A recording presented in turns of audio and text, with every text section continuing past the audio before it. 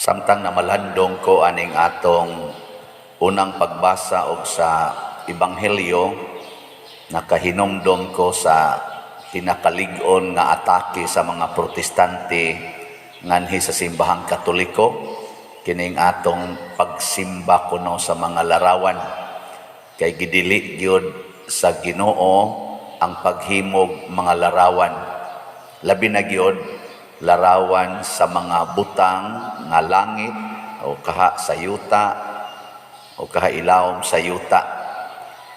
Sa atong unang pagbasa, ang unang templo nga gihimo para sa Ginoo, si Solomon mo'y gahimo.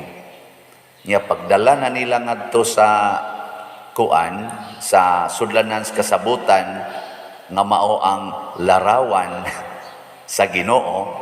Larawan na to ha, daan. Ang katubang bato ba, duha ka papan, di man to Ginoo. Larawan to sa Ginoo. O nanay larawan daan. Gibutang nila sa butanganan, ilawom sa naay mga kirubin nga gipandungan sa pako sa mga kirubin. Nya unsa man to? Larawan na sad. Nya nahimo kuno tong balaan, gipakita sa Ginoo nga balaan kay tong lugar kay iyang gipuno sa iyang himaya katong panganod nga mikunsad. Di sa ato pa ang larawan nahimong balaan. Wa masuko ang Ginoo. Kay ingon man na sila siya, kana man sang bitin inyong gamiton, kana bang, di ba larawan man sa to, katong niingon nga, gipaak sa mga bitin ang mga Israelita, niya niingon dayon ang Ginoo ni Moises, paghimog larawan sa bitin nga tumbaga, niya ibutang sa tukon, ang mutan-aw na, maayo, dili mamatay, basta napaakas bitin ba? O larawan na sa puda. Unya kani si Kristo, gitawag ni siya ang larawan sa dili makita nga Dios. Matud pang San Pablo, siya ang larawan sa dili makita nga Dios. The image of the invisible God is Christ. Si Kristo ba? Nya unsa may gibuhat sa mga tao ni Kristo nga mao ang naglakaw-lakaw nga larawan sa dili makita nga Dios.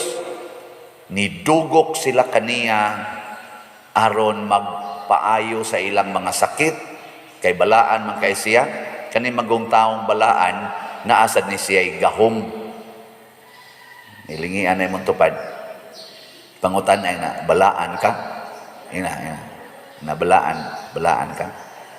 Kay kita bayang tanan, o imong basahon sa Book of Genesis, mabutaning maglibog ko aning uban nga muhit aning larawan ba? Sa Book of Genesis, gigamit gina dito, atong himuon ang tao sa atong larawan o kasamahan. O, nituo ka nga kanang imong tupad, larawan as Ginoo. Ikapa ba? Ana, ing naayuha ko sa akong sakit. Si Kristo nga mao ang larawan sa dili makita nga pulong, ang pulong nga nagpakatao, purting daghanag gahom. Kay diha gid niya ang kabalaan. Kadto sang templo nga gihimo ni Solomon, hilabihan gid to kabalaan nga ang mga tao sa una tibuok kalibutan adto didto muduol aron maayo sa ilang sakit ug mahatagan og grasya nga ilang gikinahanglan. Si Jesus, ang mga tao bisag mohikap lang sa sidsid sa iyang biste, mga ayo sila sa ilang sakit. Unsa may ato aning mura man guni siya catechesis o mura sa ning kanang mura ni siya apologetic, no, ang pagdepensa sa atong wa ta mosimba sa larawan. Ang larawan maoy agianan, mura bag sandayong sa atong kontak ngadto sa Ginoo nga maura gyoy angay simbahon. Aid of worship ang kaning kuan. Tabang ba? Plus ninyo karon, nganong ni ama mo din hegyod ni simba? Ha? Ito bag. Nganong di kadto ramos inyong balay day? Ingka wa man ko dito'y kuan pader, misa. Kisa may nagmisa, ang pare, niya may pare sa inyong balay, di, uy, misa. Pero, ang kanideng nagmisa di ay, mauday ni ang Ginoo di ay, ngayong gisimba. Agianan rani, dili takos nga agianan, buangon nga agianan, pero gigamit sa Ginoo. Wa may arang sa Ginoo kung siyang gamiton. Buot mo ni akong naong mo'y gamitos Ginoo. Wa man nagamitan inyong naong kaning ako. Nagpagamit man sad ko, bahala na ikaw Lord, mo gamit man ka kanako. Bati ra ba kung gamiton non siya hasag dilag bati. Imo sa nang tulubagon basta gamiton ti karong buntaga pag misa didto. Nako kari lang untang usa kay buutan rignaw katong nagbasa sa ebanghelyo ba. Siya ayaw sana kay upan siguro. Kasi makauna-una ni lami din February 14. Na din ni malahos ika Abril. So mo na gamiton tas Ginoo, gamiton sa Ginoo ang tanan nga pamaagi aron lang ang tao nga dili takos ngadto kaniya makonek, masumpay, mahiusa sa iyang presensya. Muna di ta magsinawayay ug unsay atong pamaagi sa pagkonek sa Ginoo. Ang mga protestante mo gamit sila og lugar. Why image? Okay. Ug makakonek sila Ginoo, mo gamit sila pastor, dili pare. Okay ra gyapon kung makakonek sila sa Ginoo. Kita mo gamit ta og lugar nga naay mga imahen. Okay ra sad gyapon basta makakonek sa Ginoo. Nakaron unsa may meeting point nato, asa man ta magkahiusan, way lain diha sa atong pagkahiusa ni Kristo. Ang lawas nga dunay daghang mga bahin. Kana mo importante. Nya kinsa man is Kristo? Kanang tao nga nahigugma sa tanang tao. Siko na be? Lingian na inyong tupad, wa og tuo ngadto loyo. Sa kanilang ni ang mga tawhana dinhi, imo ning higugmaon tanan. Wa kay likay-likayan ani. Kani ba kanila mo sa dinhi? Ana, tanawa, wa ba dihang imong silingan nga libakira kay nimo. Nakaron sa dinhi, kaya tingani na to higugmaon kay ngano man nanimba man pareha man tag tumong karon, di mga butan-butan Imagine ko kadtong mga tao nga naa nalambigit sa imong kinabuhi nga nakapasakit nimo. Sige, kaya higugmaon? Kana bang nakapasakit nimo ba? Kanang nakapabugat sa imong kasing-kasing, kaya? Nya mingon ka, adi pa dire di. Adi sad. Ako ning uban ako ayaw lan niya. Hawa na, wa na ka makunik ni Kristo. Kaya nga naman, ang matag tao, mao'y gihigugma ni Kristo, mao'y iyang gipakamatyan, dili ra ang mga Katoliko, dili ra ang mga born again, dili ra ang iglesia ni Kristo, tanang mga tao, mao'y gipakamatyan ni Kristo, o kinsa tong mahigugma sa tanang tao, bisan sa kaaway, nahiusa ni Kristo. Niya kung magtanaw tang San Vicente Ferrer, tanaw ta muhikap ta sa ribulto ni Pedro Calungsod, muhikap ta sa ribulto ni Lorenzo Ruiz, monobina ta sa nobina ni Santo Niño, sa mahal nga birhen sa Fatima, ug sa kaniniang nobina ni San Lorenzo Ruiz. Unsa may atong buot ipasabot ana, nahimo silang Ginoo? Dili. Nangandoy ta nga maliwat kanila. Maliwat ba? Parehagod anang magsigi kag tan-aw og artista, niya ang artista nga imong gi-idolize, nagpablan sa buhok, unsa may mahitabo nimo? Usab gid ang buhok nimo. Di ba? Ay di tinon. Unya kon kanang maong artista, sigig pakitas pusod.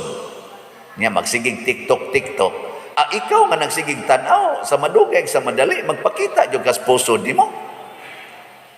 Kung ang imong gi-idolize, kanang mga tao nga purting datua, nga himong mga bilyonaryo, ang imo sang naas imong hunahuna, madato sad ka. Kung unsay ilang gisakyan nga sakyanan, masakyan pod nimo. Mo nang maningkamot yung makapalit ka ning sakyanan na mga sports car, kana mga luxury cars, kay mao may imong gisigihang tan-aw. Di ba? Uy, tubag.